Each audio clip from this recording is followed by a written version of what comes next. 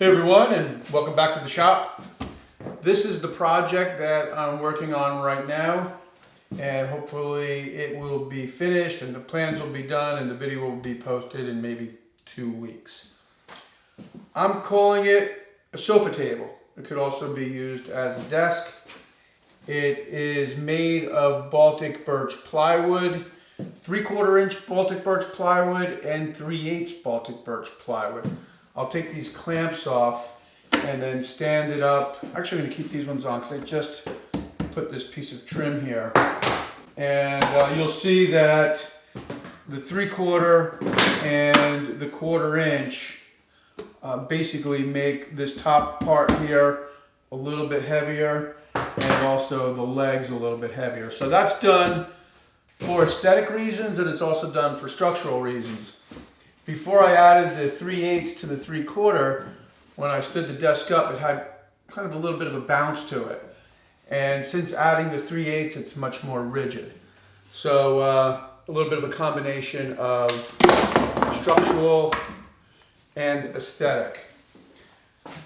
I use Baltic birch plywood for this project, like a lot of projects, because it's so dense, it's heavy, and it does a great job of holding a screw. A couple of things to think about though is Baltic birch tends to tear out on the sides more than regular plywood. And because it's so dense and heavy, you can break a screw in Baltic birch plywood. And you can also kind of split the plywood a little bit.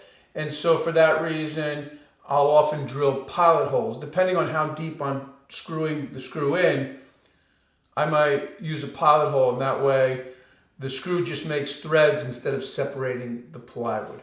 The plywood's generally not going to separate like some cheap plywoods, but it can kind of bulge out a little bit. So I'll go ahead and see if I can stand this up.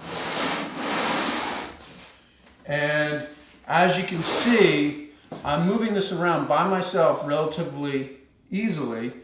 I would say it weighs 70 pounds, maybe. It's pretty heavy.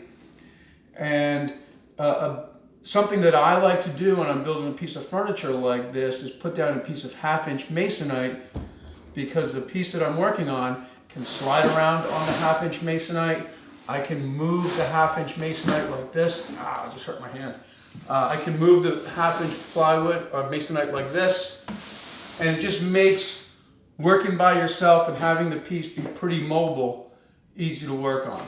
So anyway, as you can see, I'm just going to slide it out and lift it up. So this is how the desk is going to look. A lot of this desk is done. I need to make the drawers, but as you can see, the structural part of it, the desk is done. What I'm really excited about is adding the veneer. So let me just go ahead and move these clamps out of the way so I don't move them onto the floor. So a couple of other things to think about if you're going to build this piece of furniture is the spacing between the drawers. So maybe I'll flip this whole thing around because this side doesn't have clamps on it. You can see how easy it is for me to move this around. Now the one thing I'm doing here that I definitely don't approve of is using my outfeed table to work off of. So an upcoming project will definitely be an assembly table. Okay, so now we're looking at the back of the table, right? We can call it a table or a desk. But this is going to be against the sofa, but I still want it to look nice because maybe one day it'll be in the middle of the room.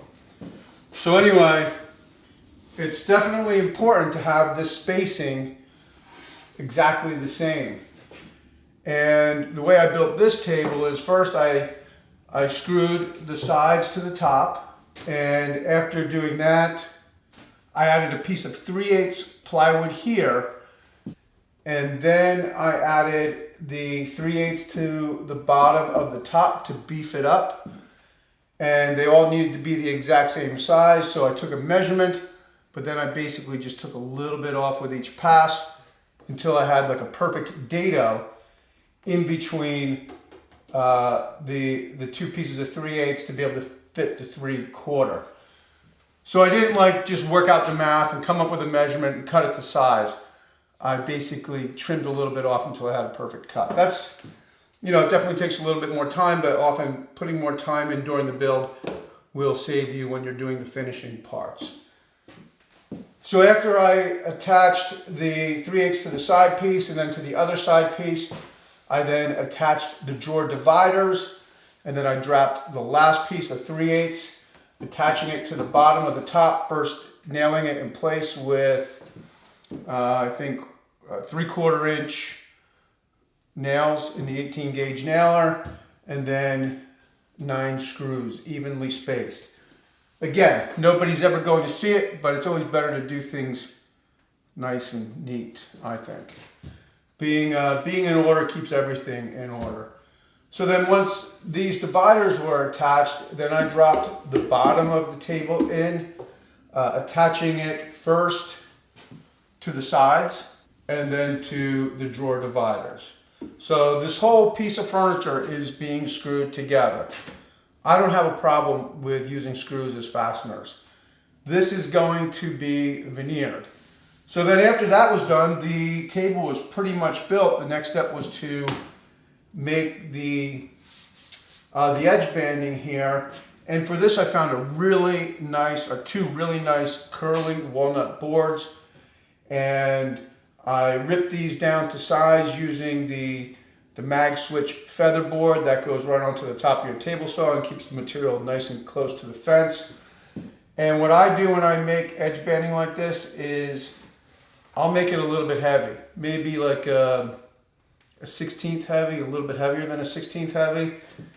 And then I'll bring it to the drum sander and I'll clean up any of the blade marks, bring it down to its final thickness. This is just under 3/8 of an inch. 3/8 would be fine. You know, basically I just want to have it very smooth so I don't have any seams when I'm attaching the trim to the cabinet, and I don't want any blade marks on the front. So running it through the drum sander for that, but more importantly, running it through the drum sander to get it to its final width, so it's the same thickness, actually just a tiny bit heavier than the table or the cabinet. Let's call it a cabinet. The reason why you want it a little bit heavier is you can feel it. You might even be able to hear that. It's just that much heavier, and when I sand this, because I'm going to have to sand the fill, that will sand exactly flush, and that's going to make for a good bond with the veneer, because veneer is so thin, any kind of imperfection is going to telegraph. So it's always about keeping these surfaces really, really smooth. Any imperfections, if you have any kind of voids in your plywood, anything, it's all got to be smooth. So to veneer this piece, I'm first going to fill any imperfection, the screw holes, everything, with auto body Bondo. This stuff dries really fast, so you might have to mix it up once, twice, or even 3 times because you only have so much working time. You're going to keep it a little bit heavy. You don't want it to be divoted inside the screw. You want it to be a little bit heavy so when you sand it, it's exactly flush. So I'm going to fill all the screw holes, all the imperfections, anything, and then I'm going to sand the whole cabinet with the orbital sander using 80 grit sandpaper, and just using, you know, my hand as sort of the feel test to make sure that everything is nice and flush. And then I'll get into the whole veneering process, and I'll cover that in the main video. I just wanted to talk about this because just some of the little things that you do when you're building, like keeping the edge banding just a little bit heavy, is one of those things. It gets kind of boring talking about in a project build, but if you were working here in the shop with me, that's what I would tell you to do. I'd say keep the heavier edge banding a little bit heavier, but the 3/4 edge banding, try to keep it exactly flush, because you're not really going to see it here, right? Because this is on the inside and this is on the bottom, but you will see it on this outside. So when I attached this piece of edge banding, I kept it flush on the inside of the leg, and that little bit of proudness, a little bit of heaviness there is on the outside. So that's going to come off really fast with the orbital sander. The one question mark that I have with this project right now is what to do with the bottom. I don't have enough veneer to veneer the bottom, and I think I'm probably just going to paint the bottom. Another design idea for this project would be to veneer the inside of this cabinet with a different wood species. So this is going to be all curly walnut on the top and sides and inside leg. But I think that if it wasn't for a client, I might think about using a white oak or even ash on the inside to have that contrast, something to think about. This piece is going to go into the same room as the lily table that I made last year. It's going to go right up against the sofa, so front and center when you walk into this living room, you're going to see this piece of furniture, then you'll see the lily table kind of over to the left. I need to make a coffee table for the same client, just having a hard time coming up with a good idea for it. And actually next week I'll be building a frame for one of their paintings. So anyway, that's it. Just kind of a little bit of the inside story of what I'm working on and how the project's going, and some of the things that you kind of think about when you're working on something. So hope you enjoyed this. Thanks for tuning in, and I'll see you next time.